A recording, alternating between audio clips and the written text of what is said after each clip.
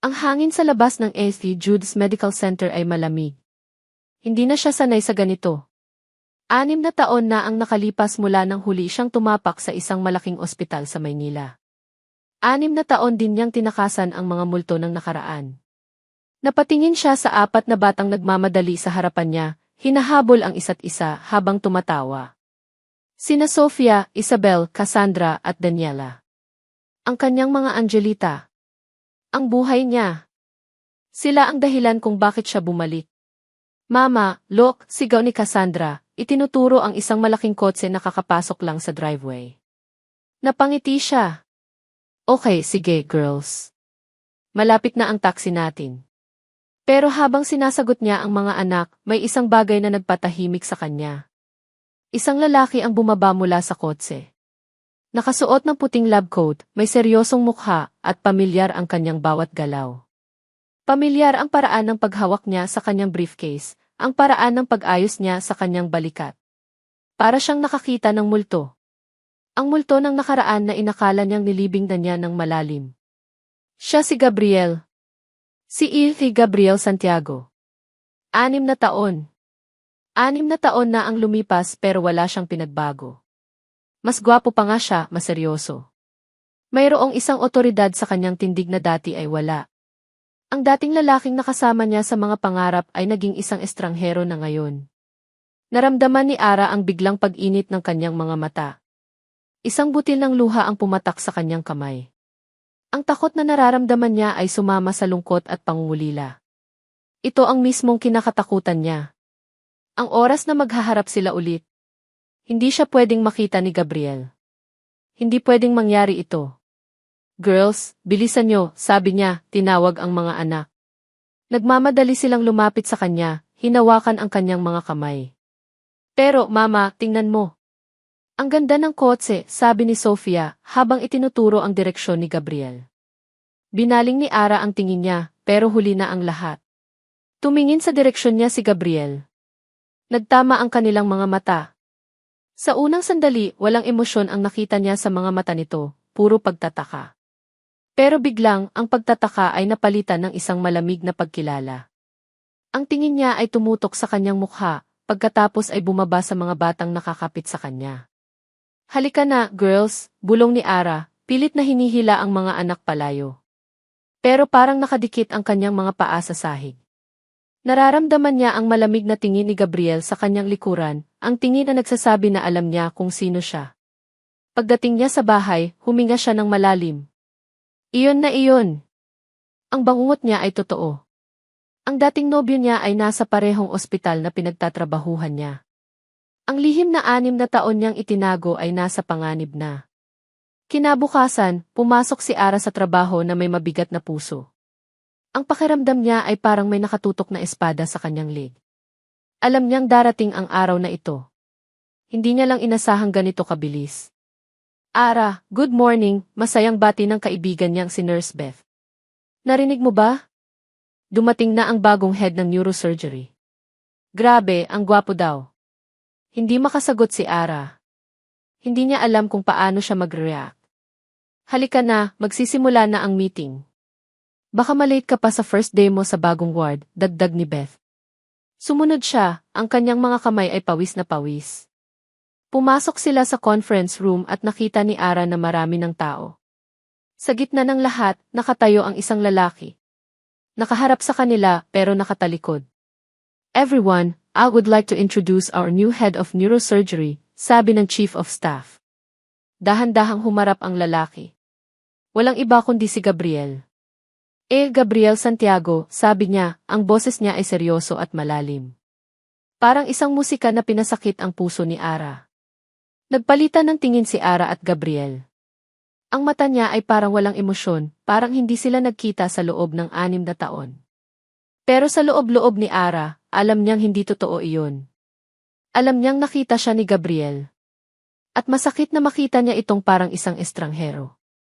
I will be your new head of neurosurgery.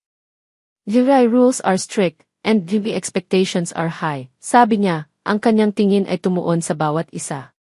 Pero nanatiling nakadikit ang kanyang mga mata kay Ara ng ilang sandali. Pagkatapos ng meeting, tinawag siya ni Gabriel sa kanyang opisina. Pumasok si Ara, ang kanyang puso ay kumakabog. Parang isang panaginip na bumalik sa kanya. Ang opisina na ito ay katabi ng kanyang dating office.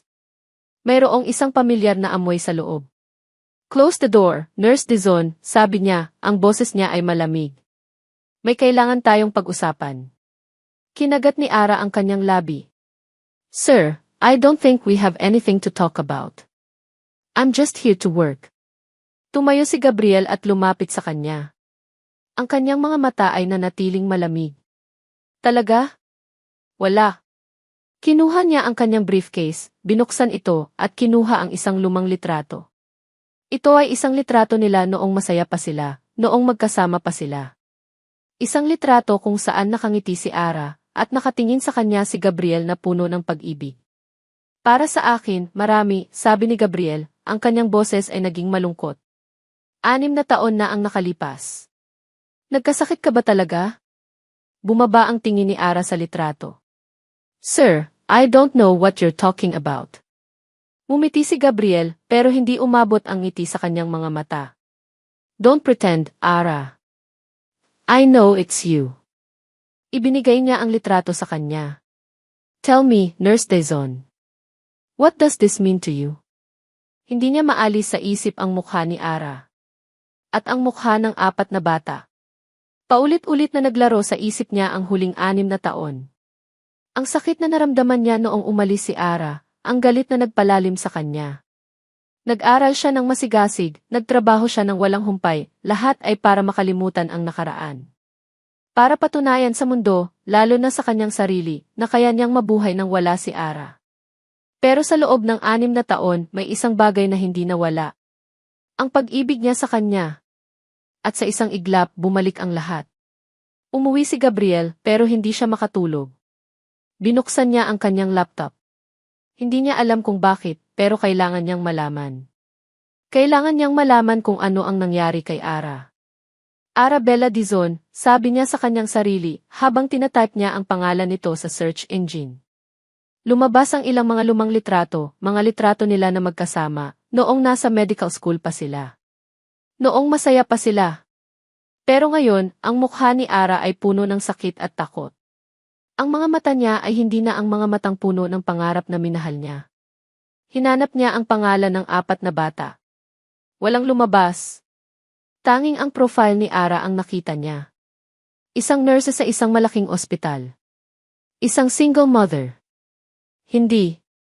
Hindi siya single mother. May asawa siya. Bakit siya nag-iisa? Bulong niya sa sarili. Ano ang nangyari sa asawa niya? Para siyang nahihibang. Nagtataka siya kung bakit nag-iisa si Ara. Sa loob-loob niya, may isang maliit na tinig na nagsasabi sa kanya na mayroon siyang kaugnayan sa 4 na bata. Pero pinipigilan niya ang sarili niyang maniwala. Kinabukasan, pumasok si Gabriel sa trabaho na may mabigat na puso. Sinubukan niyang maging propesyonal, pero hindi niya magawa. Paulit-ulit na sumasagi sa isip niya ang mukha ni Ara. Nasa opisina siya, nagre-review ng mga case files, nang bigla niyang marinig ang boses ni Ara sa labas. Nag-aalala siya sa isang pasyente. Sir, kailangan po natin siyang maobserbahan ng mabuti. Nagbago ang mga vital signs niya, sabi ni Ara sa isang doktor. Kailangan po siyang mamonitor. Narinig ni Gabriel ang boses ni Ara. Ang boses na iyon ay hindi nagbago. Ang boses na nagpaparamdam sa kanya ng kapayapaan at pag-asa. Biglang bumukas ang pinto ng kanyang opisina. Si Sofia, ang isa sa mga bata, ang pumasok. May hawak siyang maliit na teddy bear at tinitingnan niya si Gabriel na may ngiti. Hello po, sir, sabi ni Sofia. Sino po kayo? Hindi nakasagot si Gabriel. Tinitingnan niya ang mukha ng bata. Ang mga mata niya ay pamilyar. Ang ilong niya ay pamilyar. Ang ngiti niya ito ay isang kopya ng kanyang ngiti. Ikaw, sabi ni Gabriel, ang kanyang boses ay nanginginig. Ikaw ang anak ni Ara. Ngumiti si Sofia. Opo. Si Sofia po ako. Kami po ang mga Angelita. Mga Angelita, tanong ni Gabriel. Tumango si Sofia. Opo. Sabi po ni Mama, kami daw po ang mga Angelita. Kasi daw po, kami ang nagbibigay sa kanya ng lakas. Naramdaman ni Gabriel ang isang malakas na suntok sa kanyang puso. Ang mga salitang ito ay parang isang kutsilyo na bumaliktad sa kanya. Ang mga bata ay ang lakas ni Ara. Pumasok si Ara sa opisina ni Gabriel, nag-aalala. Sofia, anong ginagawa mo dito? Sabi ko sa iyo, huwag kang aalis sa tabi ko. Tiningnan ni Gabriel si Ara. Ara, sabi niya, ang kanyang boses ay puno ng emosyon. Sino ang mga batang ito? Tinitigan siya ni Ara na may takot. Sir, I already told you. This has nothing to do with you. Are they my children, Ara? Tanong niya, ang kanyang puso ay kumakabog. Sila ba ang mga anak ko? Biglang may pumasok sa opisina. Ito ay isang nurse, ang dati niyang kaklase at kasamahan ni Ara. Lumapit siya kay Ara, hawak ang isang case file. Ara, eto na ang case file. Sabi ko sa'yo, kamukhang-kamukha niya si Gabriel, sabi ng nurse, sabay turo sa kanya. Hindi ba't kamukha niya si Sofia? Nagulat si Gabriel. Nagsimula siyang mag-isip.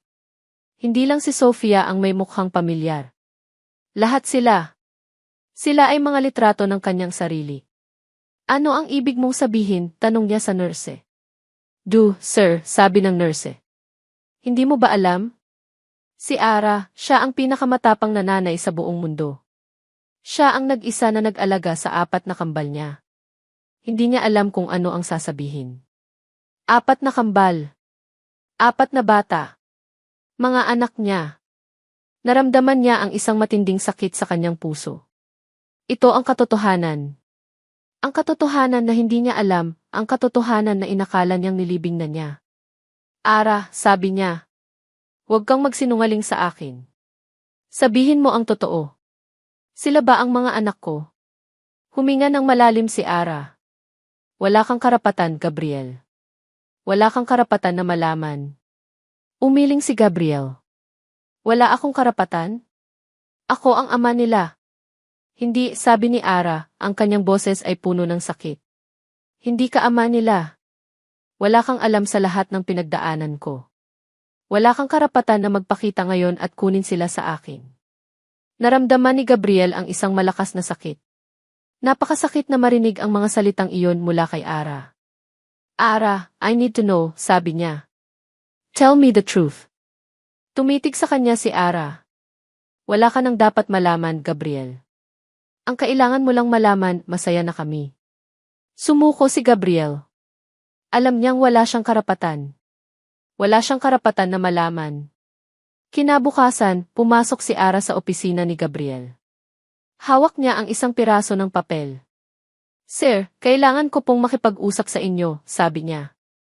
Tungkol saan, Nurse Dizon, tanong ni Gabriel, ang kanyang boses ay malamig. Tungkol po sa mga anak ko, sabi niya. Anong tungkol sa kanila? Tanong ni Gabriel. Sir, kailangan po nilang magpa-check up, sabi ni Ara. Mayroon po silang ilang problema sa kalusugan. Gusto ko pong ma-check up sila sa inyo. Nagulat si Gabriel. Bakit sa kanya? Pagkatapos ng lahat. Bakit sa akin? Tanong niya. Dahil po kayo po ang ama nila, sabi ni Ara.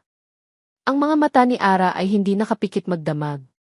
Paulit-ulit na naglaro sa isip niya ang mga salitang sinabi niya kay Gabriel. Kayo po ang ama nila. Ang totoo ay, hindi niya alam kung paano niya nagawang sabihin iyon. Ang mga salita ay lumabas sa kanyang bibig nang hindi niya namamalayan, dala ng labis na pagkabigla at takot. Ang pag-amin ay parang isang kumpisal na matagal nang iningatan, at ngayon, ito ay nasa labas na ng kanyang isip. Ang nakakakilabot ay, ngayon, alam na ni Gabriel. Hinatid niya ang mga bata sa klinik ni Gabriel. Ang kanyang mga kamay ay nanginginig at ang bawat hakbang niya ay mabigat. Mama, where are we going here? Tanong ni Sofia, ang pinakamatanda sa kanilang 4. Is it because you have a headache again? Mumiti si Ara, pilit na pinipigilan ang luha. No, baby. Just a little checkup. That's all. Pagpasok nila sa klinik, natigilan siya. Ang lugar ay malaki at maaliwalas. Ang bawat sulok ay malinis at maayos. May isang malaking larawan ni Gabriel sa dingding na nakangiti sa isang pasyente. Hindi niya maintindihan kung bakit parang ibang tao si Gabriel sa larawan. Ang lalaking nakita niya kagabi ay puno ng galit at sakit. Please wait for a moment, Nurse Dizon, sabi ng isang secretary. Santiago is almost ready for you. Naupo si Ara sa isang upuan, hawak ang mga kamay ng kanyang mga anak.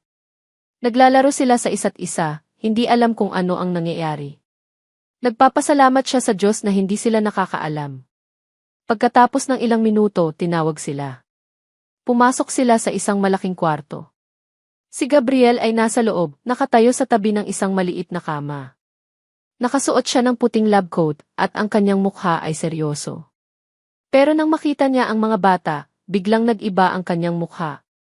Naging malambot ang kanyang mga mata at may isang maliit na ngiti na lumabas sa kanyang mga labi. Hello, sabi niya sa malambing na boses. Sino ang mauuna? Nagulat si Ara. Hindi niya inaasahan ang ganoong pagbabago sa emosyon. Ang lalaking galit na galit kagabi ay ngayon ay parang isang ama. Si Sofia ang unang lumapit. Sinukat ni Gabriel ang height at weight niya, tinitingnan ang kanyang reflexes, at tinitingnan ang kanyang mga mata. Hindi siya nagsasalita, pero ang bawat galaw niya ay may pag-iingat at pagmamahal. Parang hindi siya isang doktor, kundi isang ama. Okay, Sofia. You're healthy, sabi niya, sabay ngiti. Pwedeng-pwede ka nang maging isang basketball player. Tawa si Sofia at tumakbo sa tabi ni Ara. Ang susunod ay si Isabel, pagkatapos ay si Cassandra, at sa huli si Daniela. Habang tinitingnan ni Gabriel ang bawat bata, naramdaman ni Ara ang isang matinding sakit sa kanyang puso. 6 na taon. 6 na taon niyang itinago ang mga batang ito kay Gabriel. 6 na taon siyang nag-isa, at ngayon, nakikita niya si Gabriel na parang isang ama. They're all healthy, sabi ni Gabriel, nang matapos ang check-up. Walang anumang problema. Just is bit underweight. Thank you, sir, sabi ni Ara, ang kanyang boses ay nanginginig. Tiningnan siya ni Gabriel na mailungkot. Ara, sabi niya. We need to talk. Bago pa siya makasagot, biglang bumukas ang pinto. Pumasok si Nurse Carla, ang dati nilang kasamahan. Hindi niya inaasahang makikita siya doon. Carla, sabi ni Ara. Anong ginagawa mo dito? Ngumiti si Carla. Oh, Ara. Didn't know you were here. Na-transfer din ako dito. Grabe, ang liit talaga ng mundo. Tiningnan niya si Gabriel at biglang nag-iba ang kanyang mukha. Dr. Santiago. I'm so sorry, hindi ko po alam na may pasyente po kayo. It's okay, sabi ni Gabriel. I'm just with Nurse Dizon and Herdy. Hindi niya natapos ang sasabihin niya. Napatitig si Carla sa mga bata. Ang kanyang ngiti ay biglang nawala. Ara, sabi ni Carla, ang kanyang boses ay nanginginig. Sila ba ang mga anak mo? Tumango si Ara. Ara. They're so big. I can't believe it, sabi ni Carla. Pero tiningnan ni Carla si Sofia, pagkatapos ay tumingin kay Gabriel. Tinititigan niya ang mukha ni Sofia, ang mga mata niya ay parang nagbabasa ng isang libro. Ang kanyang tingin ay bumaba sa ilong at bibig. Hindi ba't kamukha niya si Gabriel, sabi ni Carla, hindi sinasadya. Huminga ng malalim si Ara. Alam niyang mangyayari ito. Ang kanyang puso ay kumabog ng mabilis. Ngumiti si Gabriel, pero ang kanyang mga mata ay nanatiling malamig. What are you talking about, Nurse Carla? Sir, hindi po, sabi ni Carla. I'm just saying it's a bit ironic. Sila po, they look so much like you. Pero hindi siya nagsalita. Tinitigan niya si Ara.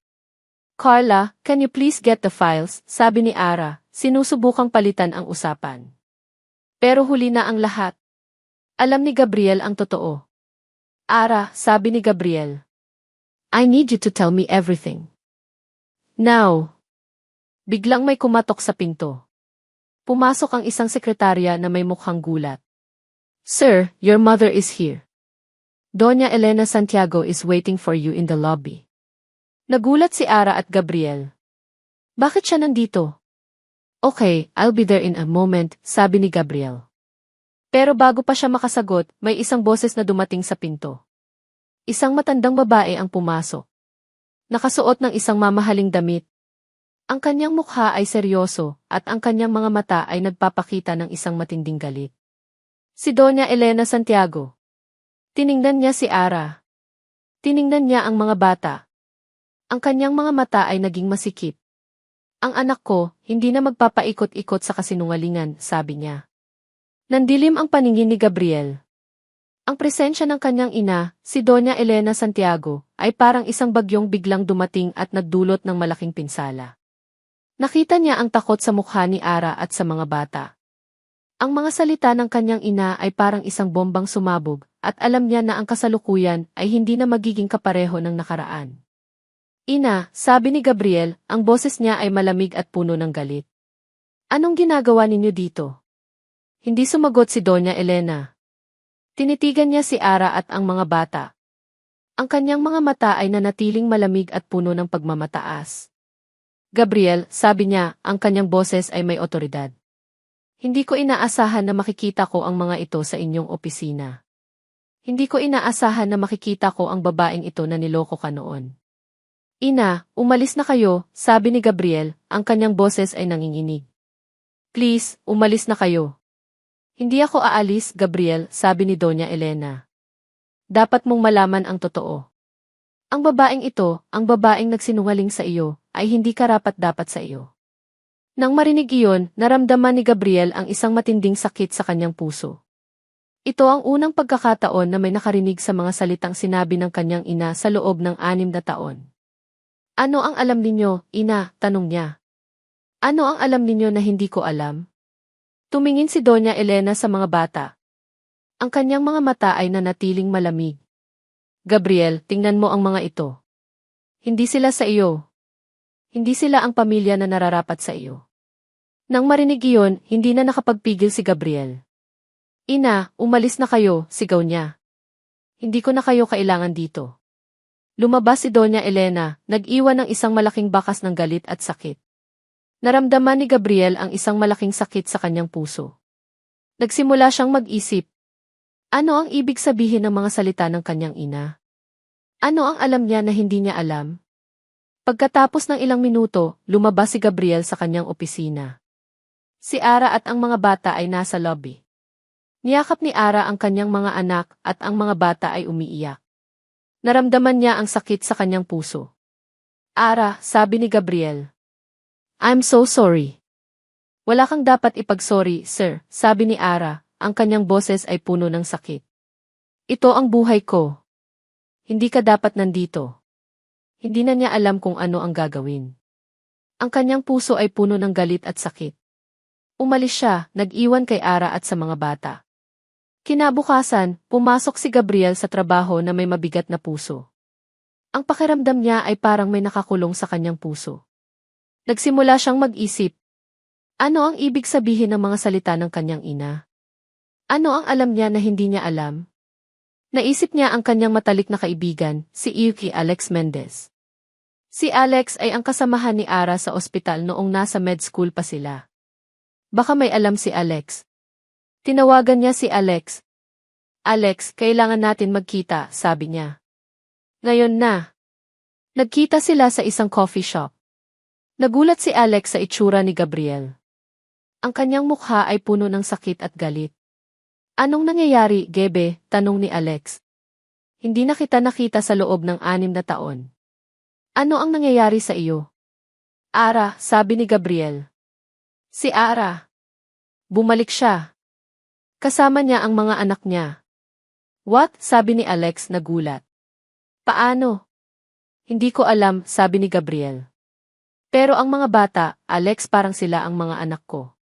Napatitig si Alex sa kanya. Gabe. I don't know what to say. Pero please, Alex, sabi ni Gabriel. Tell me the truth. May sakit ba talaga si Ara? Anong nangyari sa kanya? Anong nangyari noong umalis siya? Huminga ng malalim si Alex. Gabe. I can't tell you. Hindi ko pwedeng sabihin sa iyo. It's her secret. It's her life. Hindi mo pwedeng sabihin, tanong ni Gabriel. Bakit? Ako ang ama nila.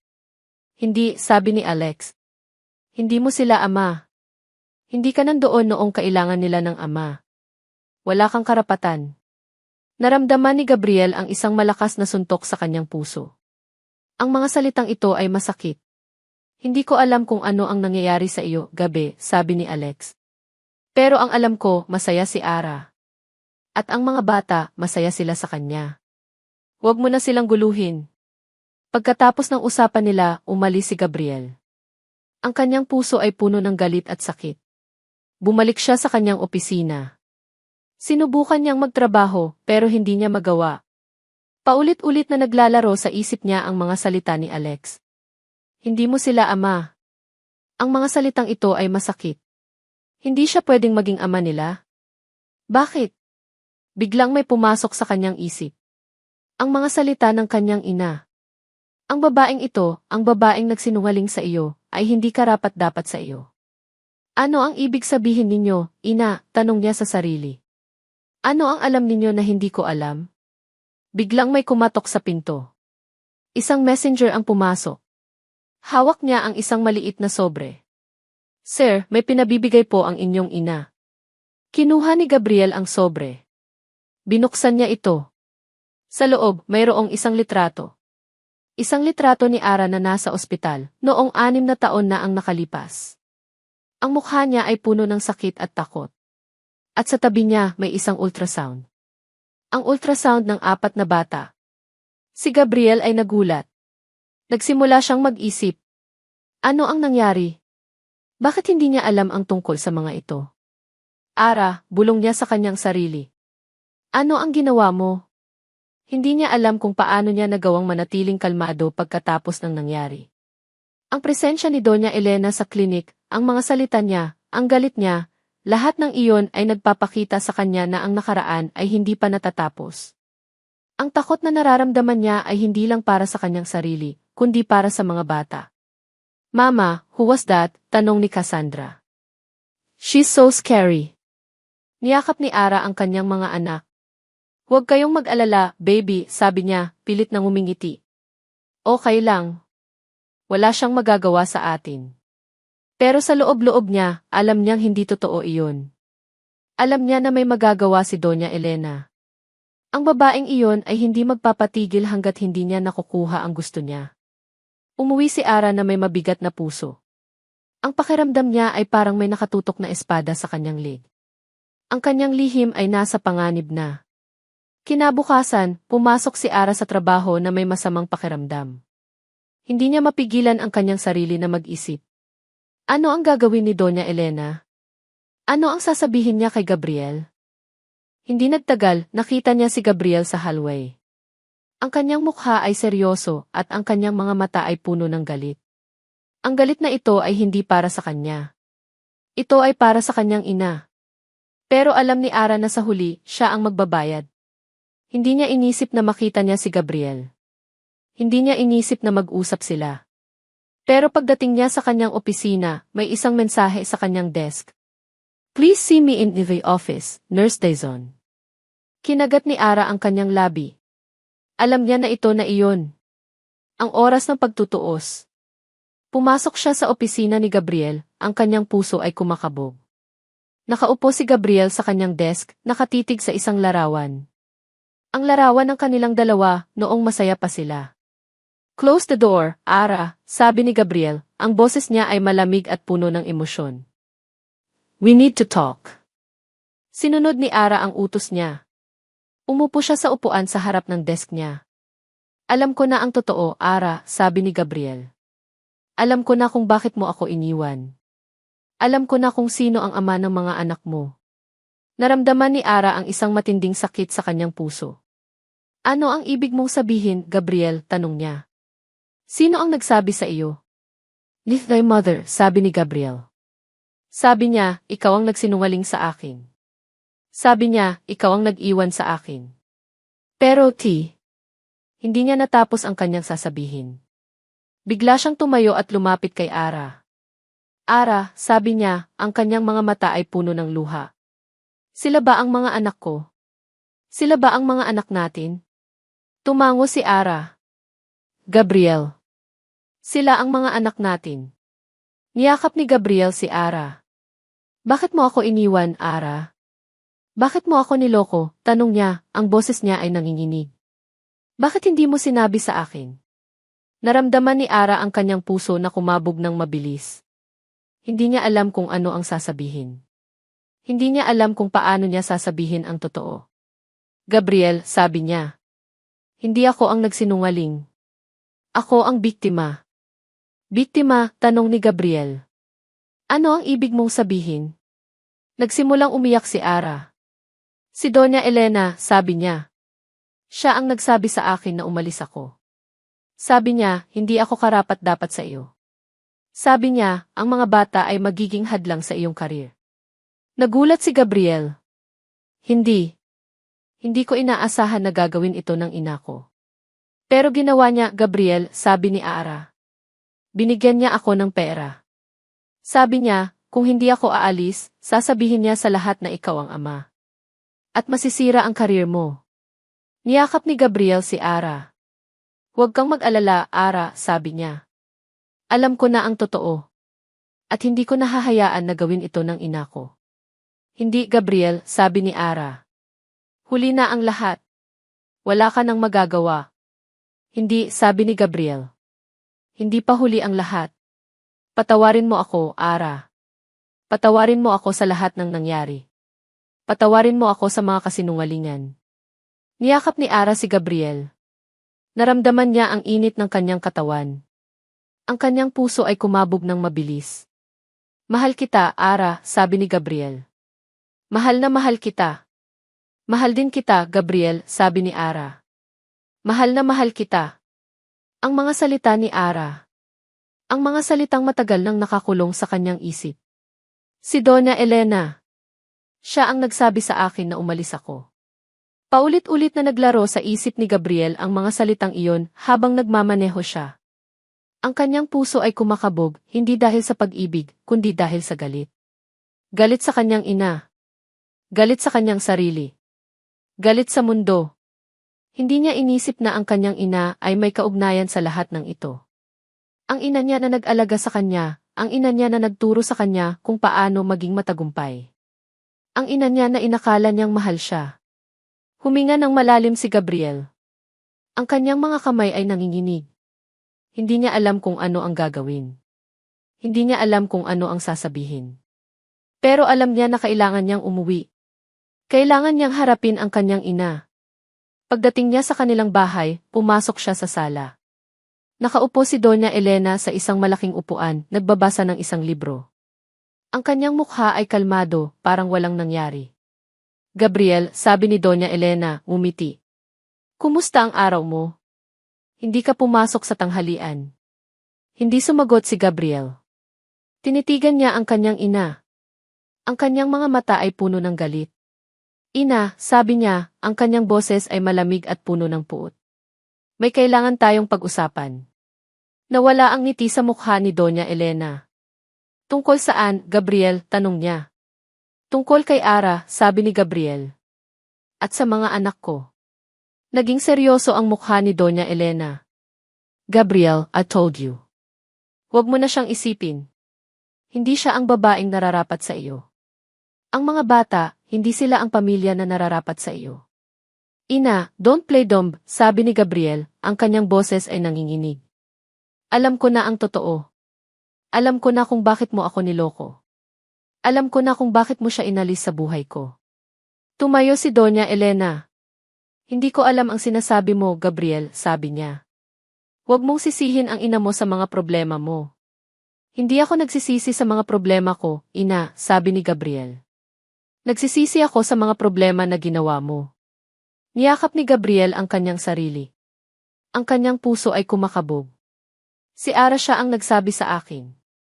Sabi niya, ikaw ang nagsabi sa kanya na umalis siya. Naging seryoso ang mukha ni Doña Elena.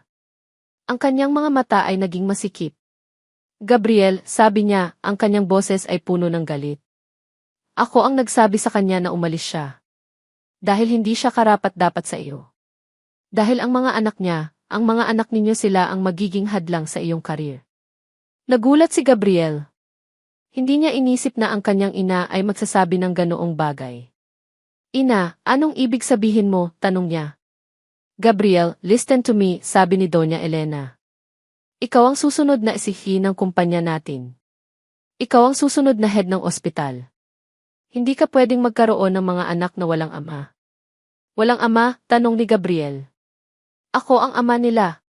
Hindi ka ama nila, Gabriel, sabi ni Doña Elena. Ikaw ang ama sa papel.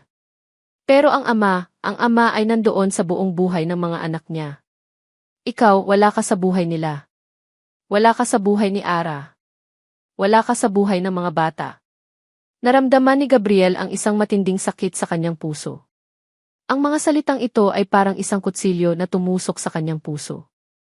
Ang kanyang ina ay may karapatan. Ina, anong ginawa ninyo? Tanong niya. Ginawa ko lang ang tama, Gabriel, sabi ni Doña Elena. Ginawa ko lang ang nararapat sa iyo.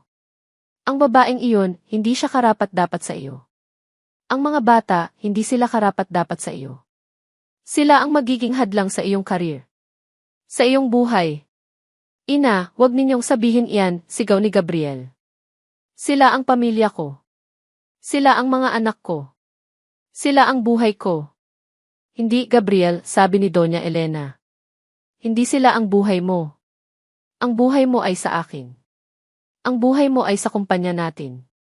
Ang buhay mo ay sa ospital. Hindi sa mga ito. Hindi na nakapagpigil si Gabriel. Ang kanyang galit ay lumabas. Ang kanyang puso ay puno ng galit at sakit. Ina, anong ginawa ninyo? Bakit ninyo ginawa ito? Bakit ninyo ako niloko? Ginawa ko lang ang nararapat, Gabriel, sabi ni Doña Elena. Para sa iyo. Hindi, sabi ni Gabriel. Hindi para sa akin. Para sa inyo. Para sa inyong ambisyon. Para sa inyong pangalan. Naramdaman ni Gabriel ang isang malakas na suntok sa kanyang puso. Ang kanyang ina ay hindi niya kilala. Wala ka ng karapatan sa akin, ina, sabi ni Gabriel. Wala ka ng karapatan sa mga anak ko. Wala ka ng karapatan sa pamilya ko. Ang pamilya ko ay si Ara at ang mga bata. Hindi ikaw. Biglang tumayo si Gabriel. Hindi ko na kayo kailangan. Hindi ko na kayo kailangan sa buhay ko. Lumabas siya sa bahay, nag-iwan ng kanyang ina na umiiyak. Hindi niya alam kung saan siya pupunta. Hindi niya alam kung ano ang gagawin. Ang kanyang buhay ay nagbago sa isang iglap. Ang mga multo ng nakaraan ay bumalik. At ngayon, siya ay nag-iisa. Wala na akong pamilya, bulong niya sa sarili. Ang pamilya ko ay nawala. Ang bahay ay tahimik, pero ang isip ni Ara ay maingay. Hindi pa rin siya makapaniwala sa mga nangyari. Ang presensya ni Doña Elena, ang galit niya, ang mga salita niya. At ang pag-amin ni Gabriel. Huminga ng malalim si Ara. Ang kanyang puso ay puno ng sakit. Ang sakit na ito ay hindi dahil sa galit, kundi dahil sa pag-ibig. Ang pag-ibig na matagal nang iningatan sa kanyang puso. Biglang may kumatok sa pinto. Mama, sigaw ni Sofia. May bisita po tayo. Nagulat si Ara. Sino ang bibisita sa kanila? Bumukas ang pinto. Si Doña Elena Santiago. Napatigil si Ara. Ang kanyang puso ay kumabog ng mabilis. Ano ang ginagawa niya dito? Ara, sabi ni Doña Elena, ang kanyang boses ay malamig at puno ng pagmamataas. Kailangan nating mag-usap. Hindi sumagot si Ara. Tumayo siya, pinoprotektahan ang mga bata. Ang kanyang mga mata ay puno ng takot. Huwag kayong mag-alala, mga bata, sabi ni Doña Elena, ngumiti. Hindi ako dito para saktan kayo. Nariyan ako para makipag-usap sa inyong mama. Dinala ni Ara ang mga bata sa kanilang kwarto. Pagkatapos, bumalik siya sa sala. Ano ang kailangan ninyo, Senora? Tanong ni Ara. Ara, sabi ni Doña Elena. Alam ko na ang totoo. Alam ko na nagsinungaling ka sa anak ko. Alam ko na ikaw ang ina ng mga apo ko. Hindi sumagot si Ara. Tinitigan niya ang kanyang ex-mother-in-law. Huwag mong ipagpatuloy ang pagpapanggap, sabi ni Doña Elena. Hindi ka karapat-dapat sa anak ko. At ang mga anak mo, hindi sila karapat-dapat sa akin. Naramdaman ni Ara ang isang matinding sakit sa kanyang puso. Senora, wag po kayong magsalita ng ganoong bagay. Sila po ang mga anak ko. Sila po ang buhay ko. Hindi, sabi ni Doña Elena. Hindi sila ang buhay mo. Ang buhay mo ay sa akin.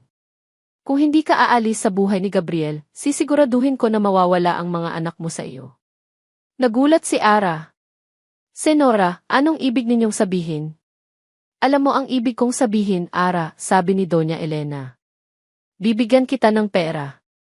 Kuhanin mo ang pera. At umalis ka. Kung hindi, ipapasa ko ang kaso sa korte. At sigurado ako na masisira ka. Naramdaman ni Ara ang isang malaking takot. Ang takot na mawala ang mga anak niya. Ang takot na mawala ang mga taong pinakamamahal niya. Senora, wag po kayong mag-alala. Hindi ko po kukunin ang pera, sabi ni Ara. Pero gagawin ko po ang gusto ninyo. Aalis po ako. Tumayo si Doña Elena. Iyon ang tamang desisyon, Ara, sabi niya. Ang pag-alis ay ang pinakamabuting bagay na magagawa mo para sa iyong sarili at sa mga anak mo. Pagkatapos ng usapan nila, umalis si Doña Elena.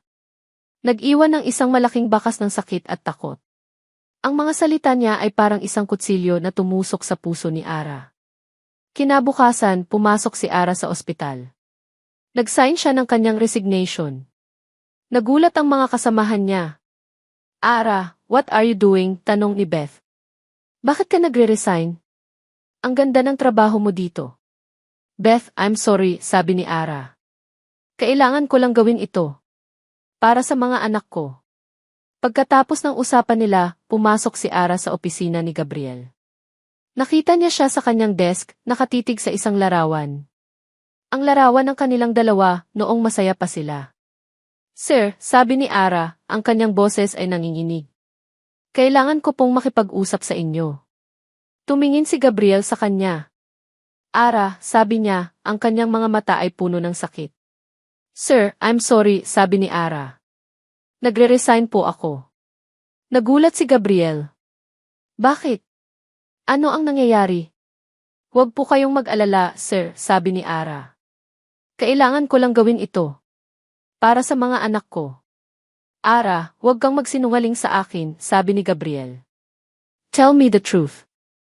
Ano ang nangyari? Wala po akong dapat sabihin, sabi ni Ara. Goodbye, sir.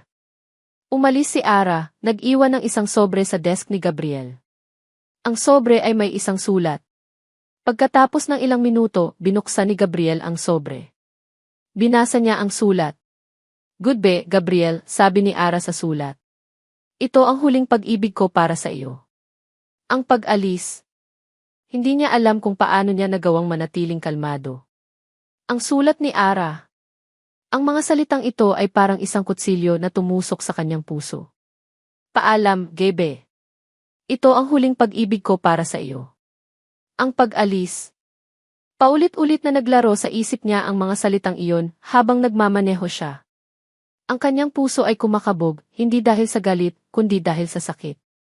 Ang sakit na mawala ang taong mahal niya. Ang sakit na mawala ang mga anak niya. Huminga ng malalim si Gabriel. Ang kanyang mga kamay ay nanginginig. Hindi niya alam kung ano ang gagawin. Hindi niya alam kung saan siya pupunta. Pero alam niya na kailangan niyang hanapin si Ara. Kailangan niyang hanapin ang mga anak niya. Pagdating niya sa kanilang bahay, pumasok siya sa sala. Nakita niya ang kanyang ina, si Doña Elena, na nakaupo sa isang upuan, nagbabasa ng isang libro. Ang kanyang mukha ay kalmado, parang walang nangyari.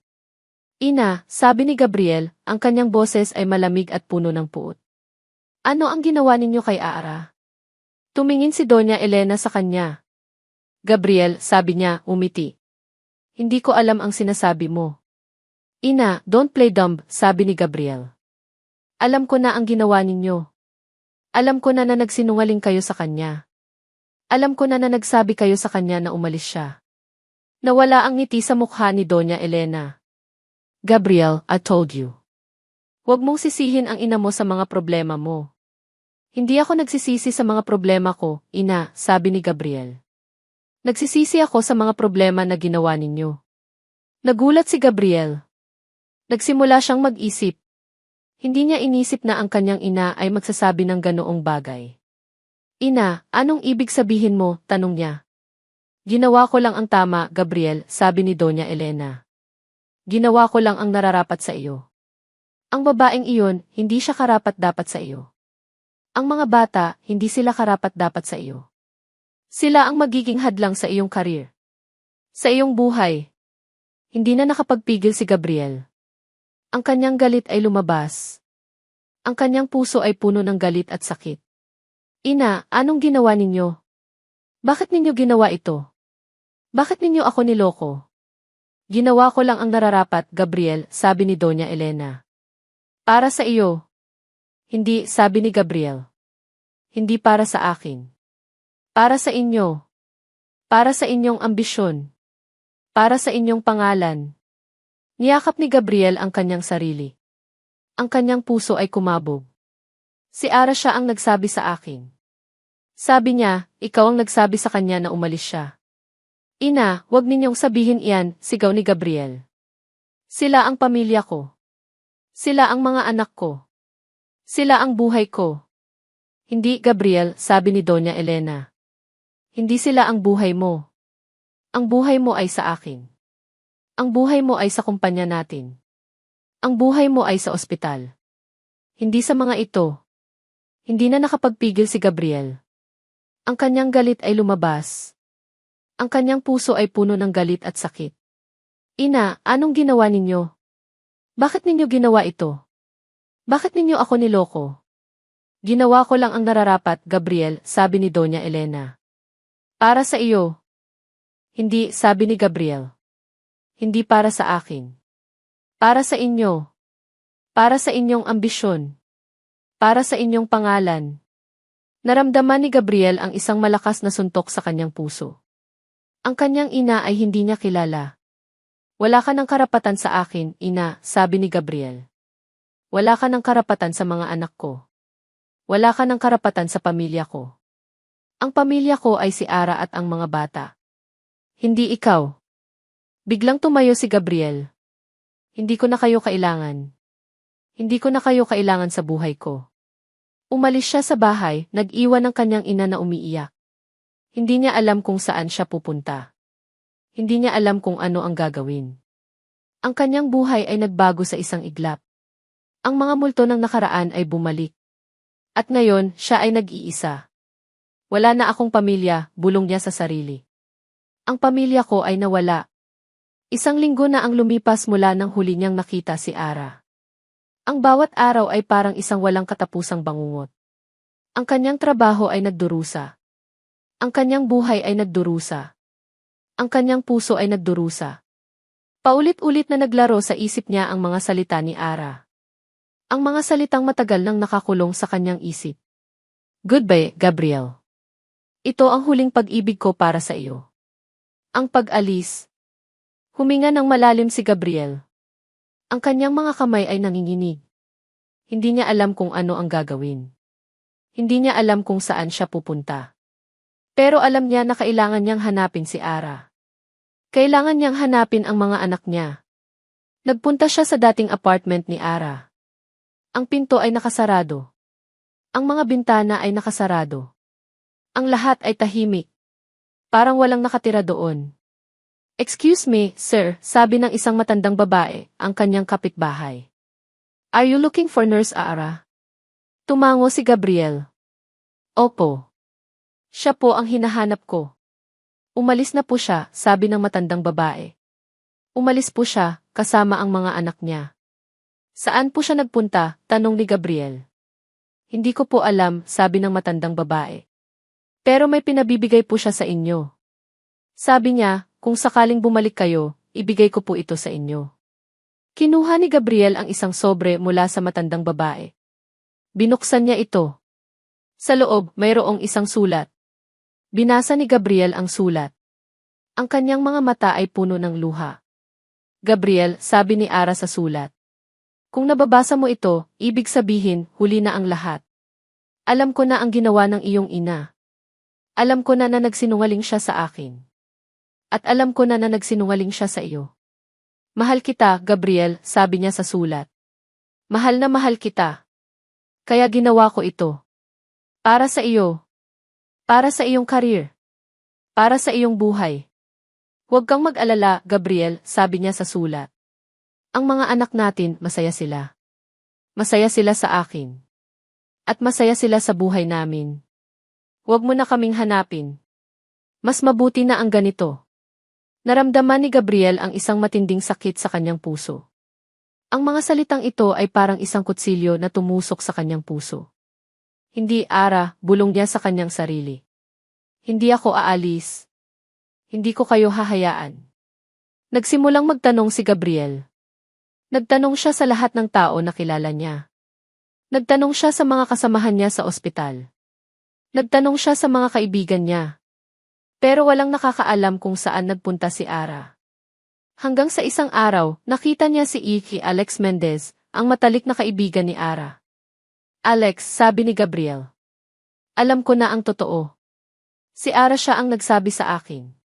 Siya ang nagsabi sa akin na umalis siya dahil sa ina ko. Nagulat si Alex. Gabe. I'm so sorry.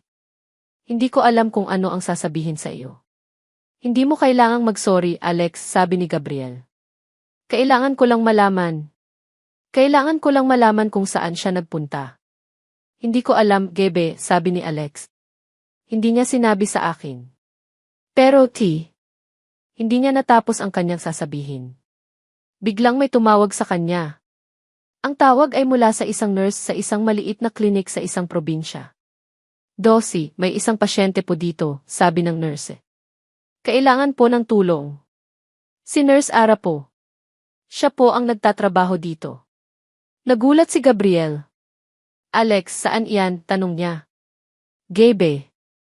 I'm so sorry, sabi ni Alex. Hindi ko alam kung ano ang gagawin. Alex, please, sabi ni Gabriel. Sabihin mo sa akin. Sabihin mo sa akin kung saan siya. Kailangan ko siyang hanapin. Kailangan ko siyang hanapin ngayon. Ang bawat araw sa probinsya ay tahimik, payapa. Ito ang buhay na pinangarap ni Ara para sa kanyang mga anak. Malayo sa ingay ng Maynila, malayo sa mga multo ng nakaraan.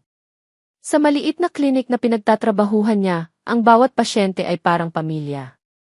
Ang mga anak niya, masaya sila. Ang buhay niya ay puno ng kapayapaan. Pero ang kapayapaan ay hindi nagtagal. Isang araw, habang nagbabasa siya sa labas ng klinik, may isang lalaki na lumapit sa kanya.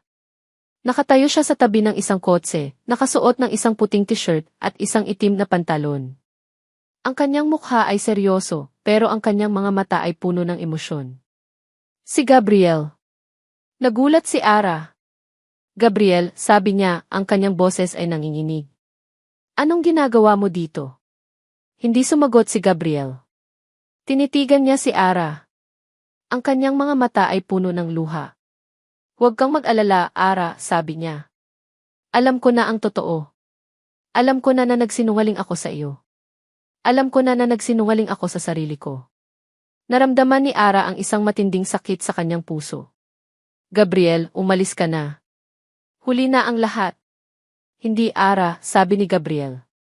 Hindi pa huli ang lahat. Hindi ako aalis. Hindi ako aalis sa buhay mo. Hindi ako aalis sa buhay ng mga anak natin. Gabriel, please, sabi ni Ara, umiiyak. Huwag mong gawin ito. Masakit sa akin. Masakit sa akin na makita ka. Masakit sa akin na makita mo ako. Niyakap ni Gabriel si Ara. Ang kanyang mga kamay ay nanginginig. Ara, patawarin mo ako. Patawarin mo ako sa lahat ng nangyari. Patawarin mo ako sa mga kasinungalingan. Niyakap ni Ara si Gabriel. Naramdaman niya ang init ng kanyang katawan. Ang kanyang puso ay kumabog ng mabilis. Mahal kita, Ara, sabi ni Gabriel. Mahal na mahal kita. Mahal din kita, Gabriel, sabi ni Ara. Mahal na mahal kita. Hindi niya inisip na darating ang araw na ito. Ang araw na magkasama sila ulit. Ang araw na magkausap sila ulit.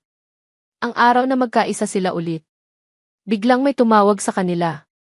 Ang tawag ay mula sa isang nurse. Nurse Ara, may pasyente po kayo. Huwag kang mag-alala, Ara, sabi ni Gabriel. Hindi ako aalis. Sasamahan kita. Niyakap ni Ara si Gabriel. Salamat, Gabriel, sabi niya. Salamat sa lahat. Pagkatapos ng ilang minuto, lumabas si Gabriel sa klinik. Nakita niya ang mga anak niya. Sila ay naglalaro sa labas. Nagulat si Gabriel. Ang mga bata ay malaki na. Sila ay malaki na sa loob ng 6 na taon. Hello, sabi ni Gabriel sa mga bata. Sino kayo? Kami po ang mga Angelita, sabi ni Sofia. Sino po kayo? Ako si Gabriel, sabi ni Gabriel. Ako ang kaibigan ng mama ninyo. Nagulat ang mga bata. Kaibigan, tanong ni Isabelle. Opo, sabi ni Gabriel. Kaibigan. Niyakap ni Gabriel ang mga bata. Ang kanyang mga kamay ay nanginginig. Naramdaman niya ang init ng kanilang mga katawan. Ang kanyang puso ay puno ng pag-ibig. Mama, who is he? Tanong ni Cassandra. Is he our new papa? Nagulat si Ara. Cassandra, huwag kang magsalita ng ganoong bagay. But mama, sabi ni Cassandra. He looks like us. Nagulat si Ara. Cassandra di. It's okay, Ara, sabi ni Gabriel. I will explain everything. Hindi niya alam kung paano siya nakarating sa lugar na ito. Ang kanyang buhay ay nagbago sa isang iglap. Ang lalaking galit na galit sa mundo ay ngayon ay nasa isang probinsya, kasama ang 4 na batang hindi niya kilala. Pero ang mga batang ito, sila ang kanyang dugo. Sila ang kanyang buhay. Ang bawat araw ay parang isang panaginip. Gumigising siya sa umaga at nakikita niya ang mga bata na naglalaro. Gumigising siya sa umaga at nakikita niya si Ara nang ngumingiti. Ang mga ngiti na ito ay matagal nang hindi niya nakita. Papa, sabi ni Sofia habang hawak ang kamay niya.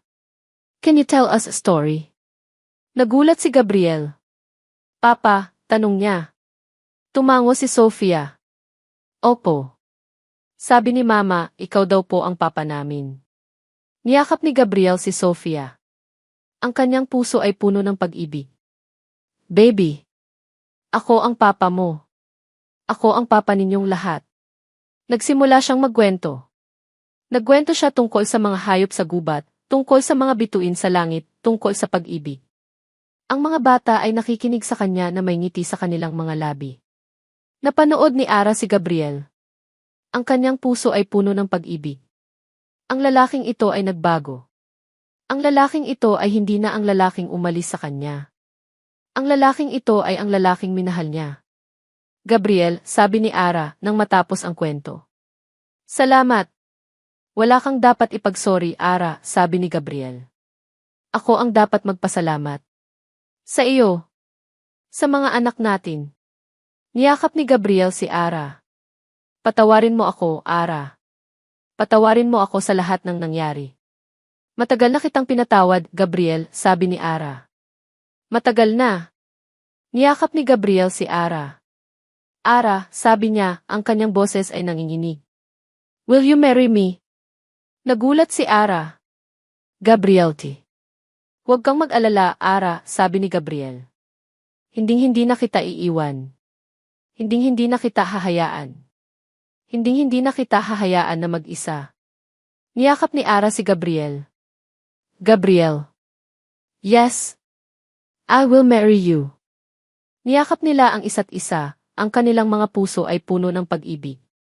Ang mga bata ay lumapit sa kanila, niyakap sila. Ang pamilya ay nagkaisa.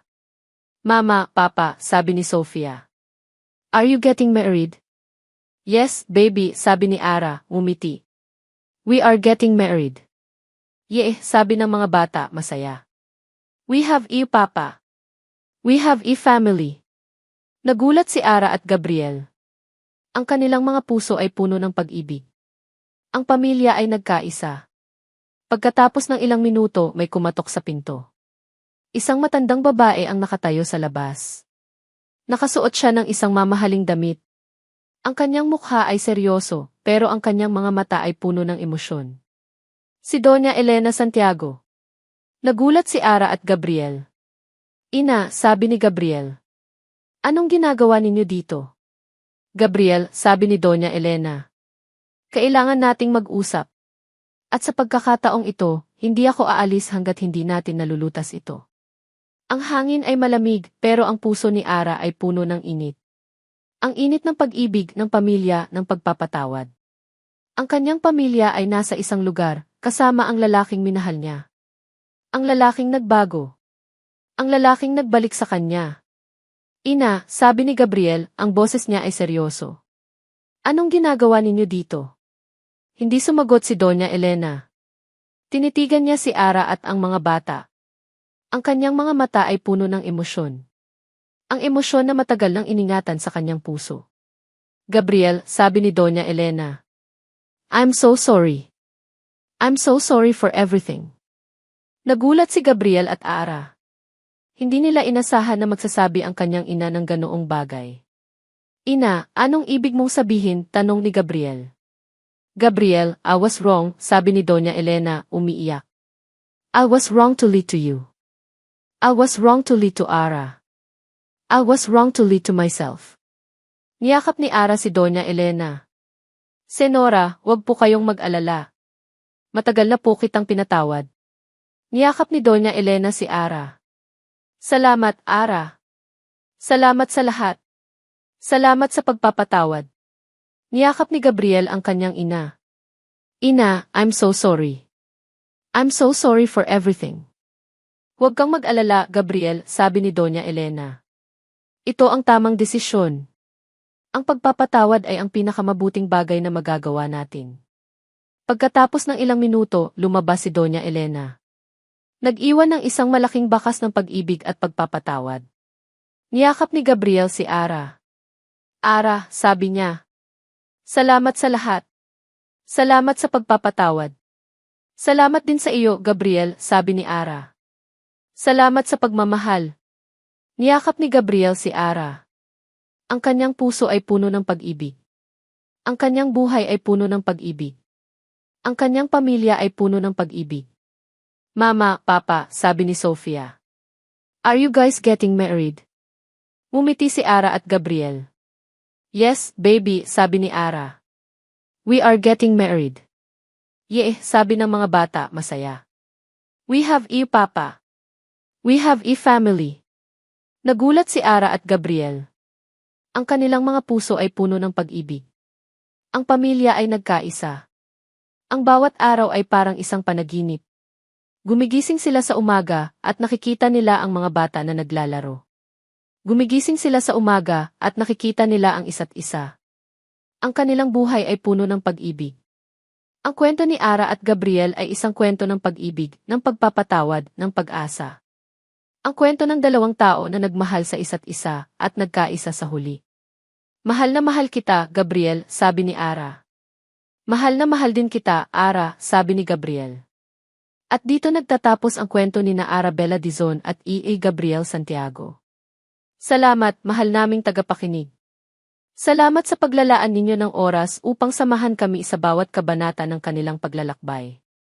Sa aming pagsulat, kami ay dumaan sa iba't ibang emosyon, mula sa sakit ng nakaraan, sa labis na galit at puot, hanggang sa init ng pagmamahal at pagpapatawad.